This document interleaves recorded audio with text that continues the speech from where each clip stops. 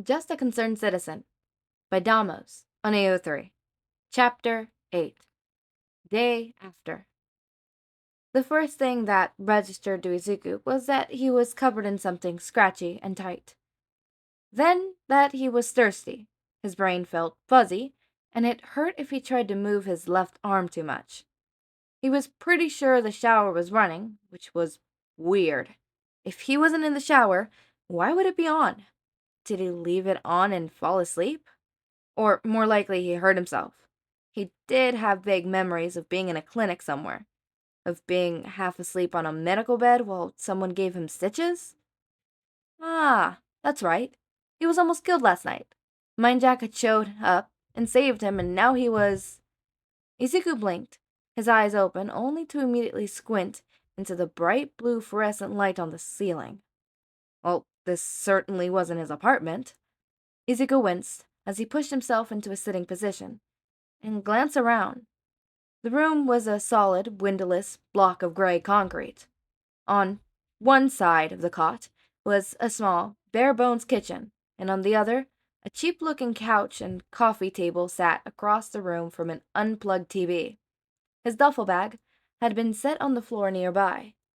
There were two doors. The sound of running water came through one of them, so he assumed it was the bathroom, and the other appeared to be a thick metal security door.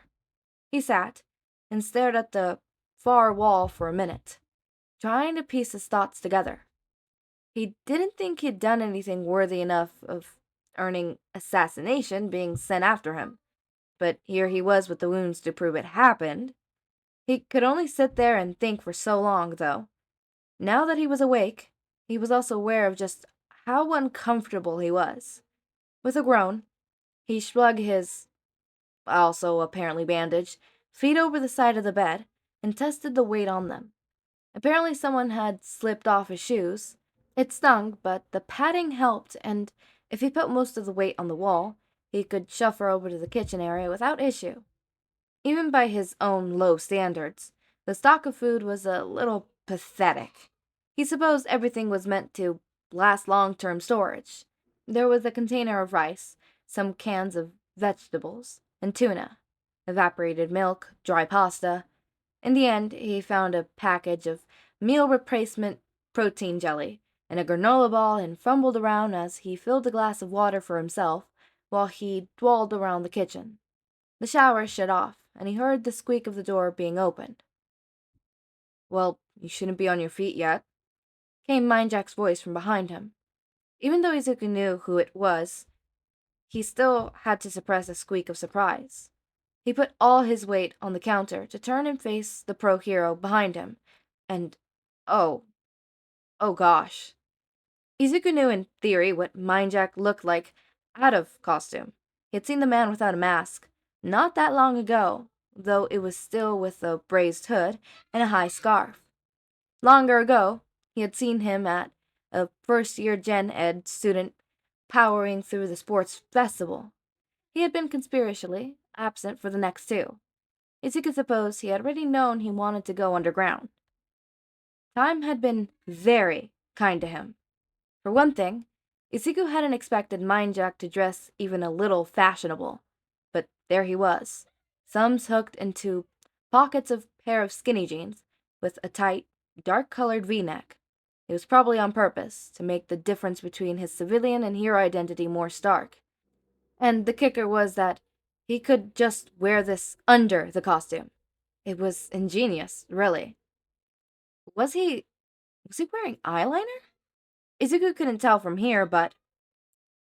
"Oh, take a picture. It'll last longer." While Izuku gasped at him, the pro's expression had stretched to a wide, amused grin, and somehow only got wider as Izuku flushed and flaked one hand in front of his face. I'm so sorry, Mindjack. I wasn't expecting... Mindjack snorted. "Call me Shinso when I'm out of uniform. Shinso Hitoshi." And, oh, that was a big deal, wasn't it? For an underground hero to give their real identity like that. Why on earth would Shinso trust him like that? Shinso didn't seem to think it was something worth having a minor meltdown over, though. The pro rolled his eyes and said, "Come sit back down before I make you. You're injured, remember?" Izuku nodded and kept his eyes to the ground, and he shuffled back to the thin mattress, pulled his leg to sit crisscross. After a moment, he only raised his eyes when the other end of the bed dipped as someone, mind Jack, Shinso. God, that was so... sat on the other end. So, started Shinso. "How are you feeling?" "Incredibly embarrassed." Uh, fine." At Shinso's unconvinced raise of an eyebrow, he continued. "I mean, I'm a little shaken up, I guess, but I'm okay, honestly. Mostly I'm just confused. I'm trying to figure out how this happened, I guess." Shinso's too tense gaze lingered on him. "I suppose that's fair. He hesitated, face falling into a frown. "I don't know if there's a protocol for showing an analyst the message that led to their own hit. Do you think that's too traumatizing?" Izuku blinked. "I don't feel very traumatized." It wasn't like he was particularly happy with the whole situation, but as far as bad major life events, of which he had quite a few, went, this one had ended up with him getting a piggyback ride from a pro hero. The concept was scary, but in execution, none of his bones were broken, so it was pretty okay. "I don't know if I totally believe that, but okay. If you do, tell me," Shinso said, then reached into a pocket to pull out his phone, with a small sigh. In a few moments, he presented Izuku with a screenshot of the message that had sent a couple of hitmen after him. "Single, male, don't worry about my quirk. Just looking to get away for a bit." Already, Izuku's mind was racing. For them to know about me, but not to know about me is... He still couldn't easily bring himself to say quirkless. It had gotten him hurt too many times. It's weird, right? To just put my address out there means it's first come, first serve sort of thing, but presumably the hitman would have been in contact with whoever posted the job to make sure they got paid. Shinso didn't tell him to shut up or stop mumbling, even though Izuku hadn't meant to do it. Instead, the hero got a thoughtful look on his face and nodded along. Then Izuku's eyes drifted up to the corner of the screen, where the clock read 10:38, and his hands flew up in worry at his lips. "Oh, I have work in 20 minutes. I should..." Shinso looked thoroughly unimpressed at his realization. "I'm not going to work, am I?" he said grimly. "Can I at least call in?" The pro shook his head. "We're not turning on anything you own until I could get a check to see how they found you. And no, if they knew where you live, they probably know where you work." Izuku actually wasn't fully convinced of that yet, but he got the logic. Still, he pouted a little. He had liked that job, and he would have a hell of a time finding another. "Seriously though, are you really okay?" The purple-haired man continued. "Attempted murder is kind of a lot." To be honest, Izuku was feeling more tangled emotions about the man looking at him than he was about possibly almost dying. He didn't know what to say about him. "I really am fine. It comes with the job, right?" Shinso looked at him incredulously. "Not generally like that. No." He sighed. "I wish we knew what you were targeted for, specifically. At any rate, I'm really sorry all this happened to you." Izuku couldn't help the blush that rose to his cheeks. Well, I ended up okay, so it's fine." There really wasn't a way to explain, "I'm not worried about almost dying, actually," to a pro hero in a way that they would like to hear, was there? No. That was probably something Izuku should confront about himself. Instead of doing that, he shot Shinso a wide smile, much to the hero's exasperation. "It's not, really, but I'm gonna make sure it doesn't happen again." Shinso seems on edge, Tired, Izuku found himself wondering if the man had gotten any sleep since last night, and started worrying he hadn't when Shinso rubbed at his eyes and the heel of his hands. It's sort of a pain, but do you mind being under protective custody until we figure this out? Before Izuku could say anything, damning like, oh no, you don't have to waste any resources on me, Shinso continued. That basically means you're gonna be on a couch, surfing between a few agencies, so there will always be a hero around to keep an eye on you. Unless you mind meeting a few more pros? Oh, that was tempting. Tempting enough for Izuku to consider agreeing, except, would they know who I am? Shinso's expression softened. They'd only know you as Midoriya Izuku, the analysis. Anything else would be up to you to tell them. Izuku bit his lip. He was sort of already sold, but which agencies? Well, nothing's set in stone yet, but I can pull some favors. Shoto and Cementos should be good. You can probably get away with staying in their sidekick's apartment. He hummed. Maybe Ground Zero? Izuku tried to hide the way he instinctively tensed up at the name, but the way Shinso's eyes flickered over him told him he hadn't done it well enough. Uh, um, maybe not Ground Zero? I'm not exactly a fan. Shinso frowned, was slight, but it was there, and it sent Izuku's heart beating faster in a panic. He had gotten through all this, but he was dead certain that if Bakugo realized what he'd been doing, he'd be forced to stop for sure, especially now that he got himself hurt. I've had some bad experiences with him in the past. Wasn't that an understatement? He doesn't like me much. Fair enough. The pro hero concealed, though his eyes stayed fixed on Izuku with an unchanged expression. He is kind of an asshole. I'd figured something out. Oh, God. Right.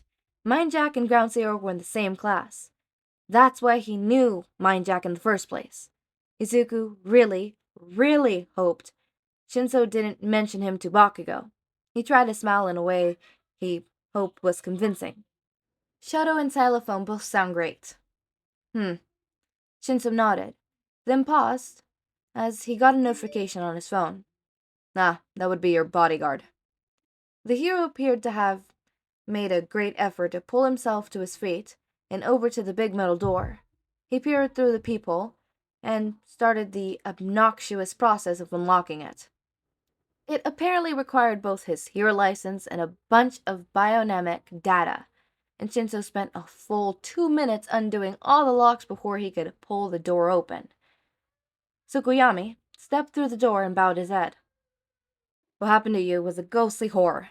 I am truly ashamed I cannot be more than... What happened to you was a ghostly horror, and I am truly ashamed I cannot do more than watch over you after the fact. Oh, no, it's okay. You couldn't have known, and I ended up fine, so... He trailed off as he realized both heroes were looking at him. You keep saying that, said Shinso. Because I am? Izuku doesn't really understand why the pro thought he wasn't, at this point. Right, Shinso sighed. Well, Tsukuyami here is going to make sure you're safe. I have some loose ends to tie up from last night, or else it would be me, but... He shrugged. Paperwork. Izuku watched as Shinso crossed the room and went for the duffel bag. He probably should be embarrassed at the pro going through his suitcase, but he was the one who packed it in the first place, and seemed like he knew what he was after anyways, lifting his laptop and phone from where they were nestled on top of everything else. If you don't mind, I'm going to take these with me, to see if we can figure out how you got tracked. Shinso looked at him, raised an eyebrow. Izuku blinked. Oh, he was actually asking. Yeah, sure. He really wished he could figure out whether the look Shinso sent him at that response, but he didn't really know what to make of it. I'll see if I can replace it with something more secure in the meantime. Shinso stood up a little straighter, his free hand roaming to the back of his neck. Maybe he was about to say something else, but Izuku wasn't really paying attention to that at this point. You want me to keep working on the case? He didn't mean for his voice to come out sounding so small, but this whole time, some small part of him had been assuming that he'd messed up too badly already, and that Mindjack wouldn't want him to work with him anymore. But it seemed like that wasn't the case. Shinso looked right at him, small sparkle in his eye as he said, "If you still want to, after all this, then yeah, we'd love to have you." Izuku hadn't cried all morning, but his eyes were starting to feel suspiciously hot, and he knew his voice would wobble if he tried to talk, so he just nodded a few times and hoped it got his point across. Right. Well. Shinso spared a glance at Tokoyami, who had made his way over to sit on the far corner of the couch. Unless I'm missing anything, I have a date with an interrogation room. No one get hurt while I'm gone. You would dare tempt fate. It was impossible for Izuku to tell if Tokoyami was joking, but Shinso waved it off as he made for the door. The security door closed with a resounding slam, and when it faced the awkward silence between him and Tokoyami, immediately became unbearable. Izuku lasted 10 seconds before he cleared his throat and announced with a squeaky voice, "I'm gonna go to the bathroom and clean up. If you require any assistance—" No, I've got it, said Izuku, even as he was wobbling towards the door. The bathroom was actually sizably bigger than the one in his apartment, which Izuku really appreciated because it meant he could sit on the floor of the shower and think about his life for a little while. It wasn't like he was asking himself how he had ended up here. There was a logical set of cause and effect that had caused that. He was more asking himself how all this could even be real. When he went looking for a towel, he ended up digging through the set of drawers that appeared to have been built in the wall to the far side from the shower. He found one, but he also found what appeared to be an extra set of street clothes and hero uniforms. Not just Mindjack's, but he was pretty sure that the colorful banana and pajama belonged to Miss Jokes, which was cool. The agency must have kept backups here in case of emergencies. Izuku resisted the urge to be nosy, and instead turned his attention to the well-stocked first aid kit that had been sitting on the counter. He got the impression that if he didn't try and dress his wounds, either Tokoyami or Mindjack would take him, and that sounded worse than getting in trouble for using the supplies. In any case, he had done this enough times to know how to treat his own wounds, and he found himself looking at his own cuts and bruises in mild wonder as he pulled the bandages away. He wished he could remember what kind of quirks the people had at the clinic. The wounds already looked over a week old. He didn't even end up taking any painkillers, though. He didn't really want to push the hero's hospitality too far. When he limped out of the bathroom, Tokoyami gave him an appraising glance, but made no move to stop him as he went for his duffel bag and went to his newest notebook. He had things to figure out, only... He swallowed and looked at the bird-head hero. "Do you have a pen?" Tokoyami opened his beak, but before he could reply, another shape grew from his chest, a living shadow in the shape of a bird, holding a fancy pen in its beak. "Here you go," it chirped, dropping the pen on top of Izuku's notebook before retreating into the man's chest. Tokoyami, for his part, looked flustered, feathers ruffled up and out of place. I apologize for him. He can be quite frightening to those unprepared to meet him.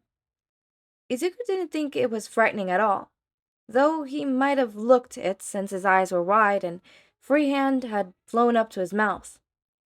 "No, that was Dark Shadow, right?" He didn't wait for confirmation. What else could it have been? Can he... He ended up biting his lip to stop himself from asking any invasive question. "He's just really cool, is all." And then, before he could embarrass himself any more, he fled back to the bed he had woken up on, folding his legs crosswise and putting his focus solely on his notebook and the situation that had happened last night.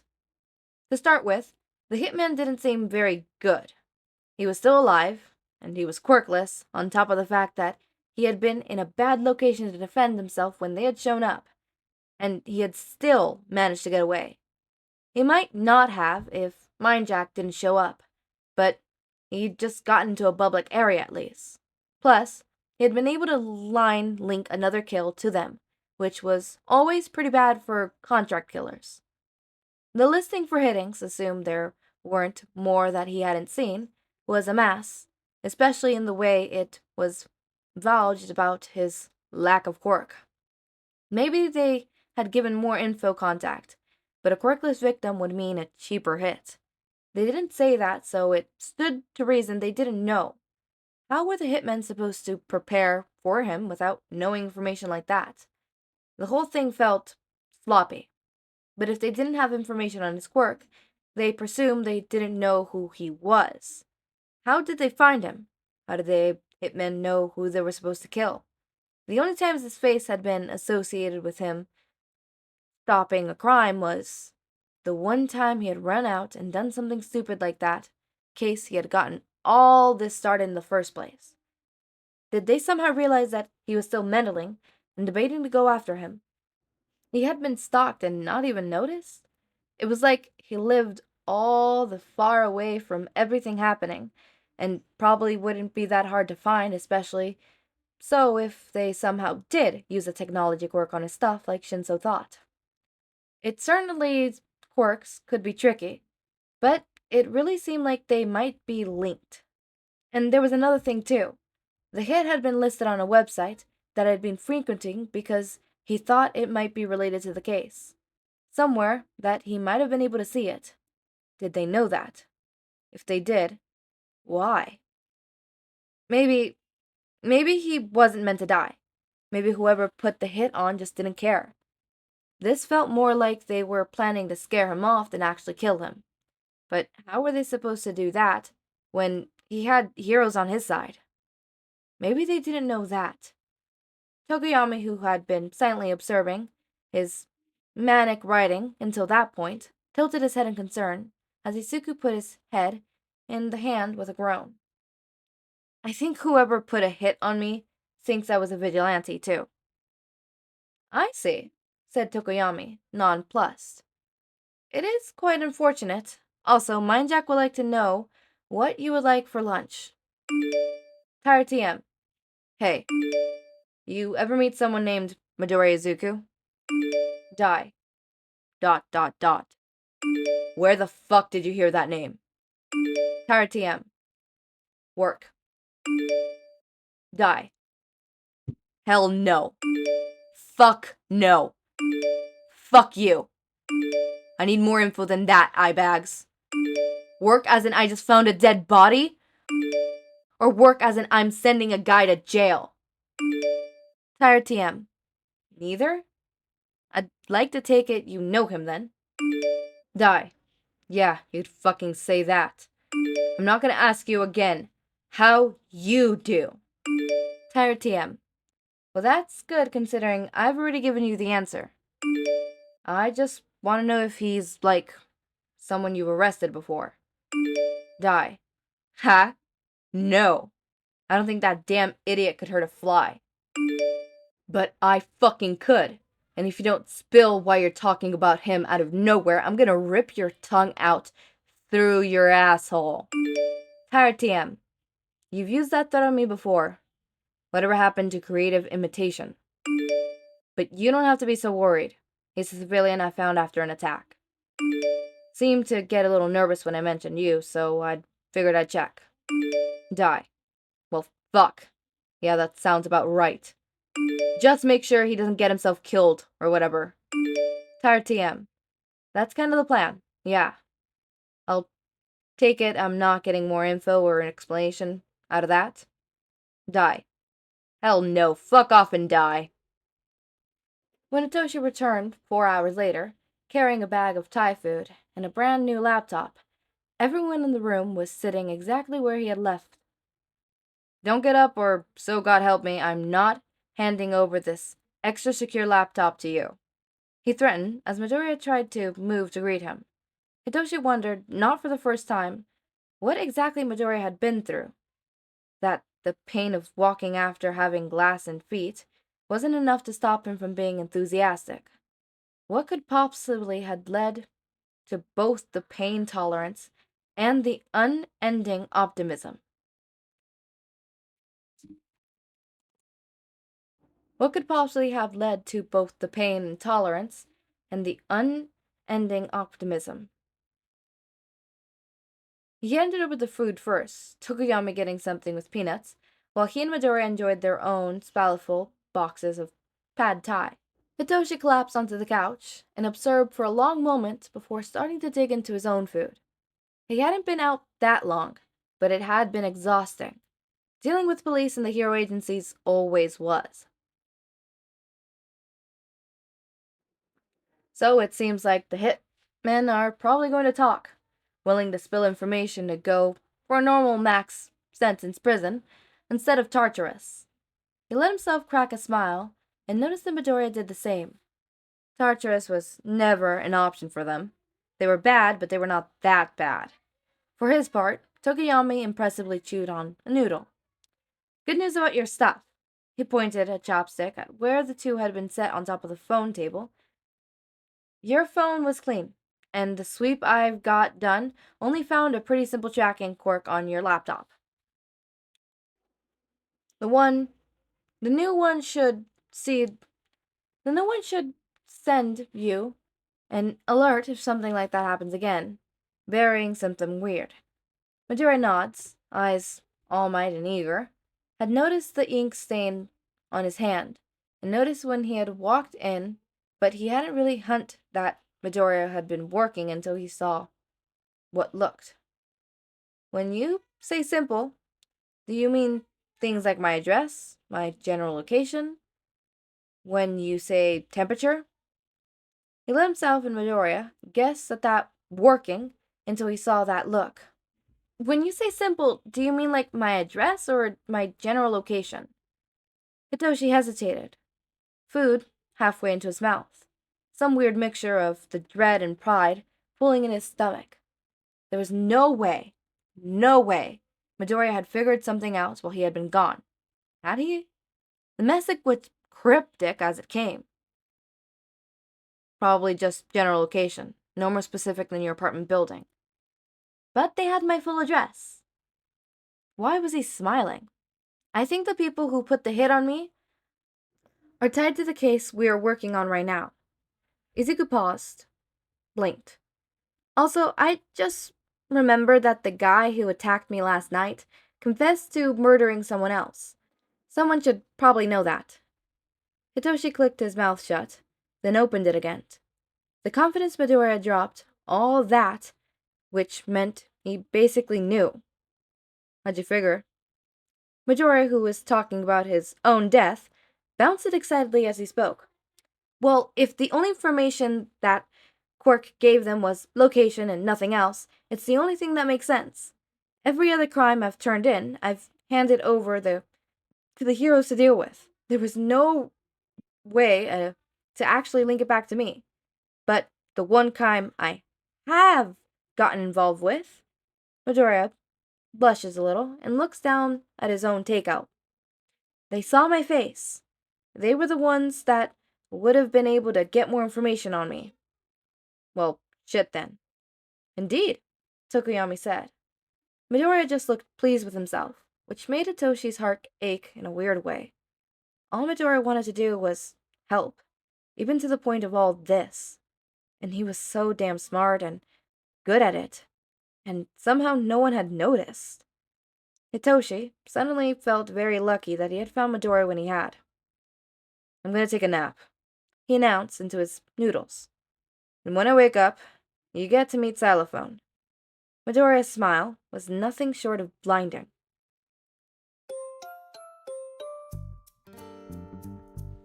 Safe house, safe house, safe house. Also, Izuku more feelings? Question mark. Hitoshi feelings towards the end? I don't really think it's it's Hitoshi being like, oh, okay, this person is a great person, kind of. So getting to know Izuku, not necessarily feelings. I do really believe that Izuku has feelings. Izuku very much is like, nice person, you're actually decent to me, and you know I'm quirkless, and you still treat me the same. Am I in love? Which, I mean, like, it makes sense. It makes sense why someone would fall in love with someone else who treats them like a decent human being after not getting or receiving that. You know, it makes sense why you would either, fall in love or immediately get attached to that person friend-wise, right? You are rejected over and over and over. So the first time you don't get rejected, you latch onto that like a lifeline, because it is a lifeline. Humans need validation. We are social creatures. Even you introverts, as much as you say, oh, I don't like socializing. Yeah, you don't like the regular type of socializing. But you probably have a friend or two that you like to connect with. Or you probably have something in your life that validates you, that makes you feel like you're doing something good, right? We all need validation, whether we get it from other humans or something like that. We normally get it from other humans. It's what we look for, it's what we thrive other humans, whether it be 1, whether it be 5, whether it be 1,000, whether it be, however many. You're always craving that validation, that serotonin rush of like, I am getting accepted. So imagine someone never really gets that except from their mother, and then they finally get it from this person and then a bunch of other people. Like, yeah, no, makes sense on why, Izuku would fall in love and then becomes friends with like other people and stuff like that. But for now, Izuku is, I wouldn't say in love, he's more of having a crush. It's a nice little crush, it's not necessarily in love, it's a crush. But yeah, I'm recording this like half asleep because I have pulled an all-nighter. It is 8 p.m. It has been 24 hours since I last slept, and I'm tired and sleepy, and as soon as I'm finished with this recording, I'm gonna go straight to sleep, because sleep's sounding right about nice. Nice right now. Right about nice now? I don't know how the saying goes. It's something around there. But yeah. Also, can we talk about how smart Izuku is? Let's appreciate that. I love smart Izuku. I love quirkless smart Izuku. Those are always my favorite fics for, well, reasons. I don't know. I just love it so much, But yeah, as always, my raindrops, make sure to eat, sleep, drink water, take your meds. Have a wonderful day or night. Link to my Discord server and socials are down in the description. Subscribe to see more of my content, and thank you so much for watching.